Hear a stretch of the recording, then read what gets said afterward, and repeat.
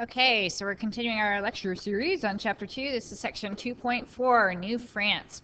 Okay, in 1534, Jacques Cartier explored North America to find the Northwest Passage, which was supposed to be a passage between the Atlantic Ocean and the Pacific Ocean. So they were hoping that there was going to be a waterway that was going to be able to connect the two. And until today, due to global warming, where now the ice cap by the North Pole is so melted that you actually can sail a boat north of Canada.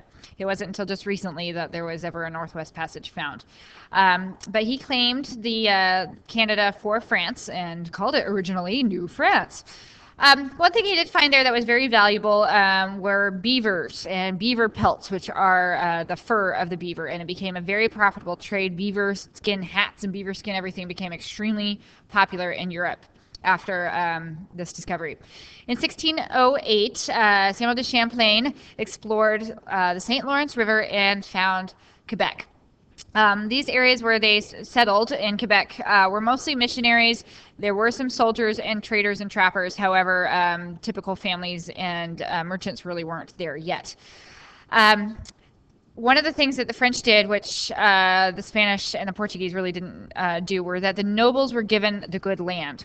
And so if you were a soldier or a trader or a trapper or somebody who wanted to have some land to settle on, you actually had to pay the nobles rent, even if the nobles didn't actually live there, but you had to pay them rent either in cash or through beavers or whatever you had available to in order to rent the land to live on. It was extremely harsh climate though, and so again, that's one of the reasons why typical families were not settling there yet. In 1643, Marquette and Joliet explored parts of the Mississippi River. In 1682, Robert de La Salle claimed everything west of the Mississippi River for New France and called it Louisiana. Keep in mind that the Spanish also claimed similar areas as well, which there will be disputes over later on. The impact of the French on the Native Americans was much more positive than that of the Spanish. The French Native Americans, they're business partners.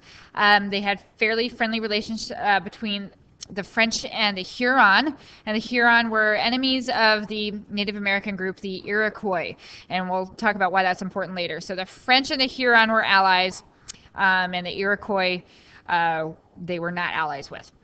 However, one of the negative things were that diseases continued to kill many of the Indians in the area, which was the case in most European places. And that's it for section 2.4.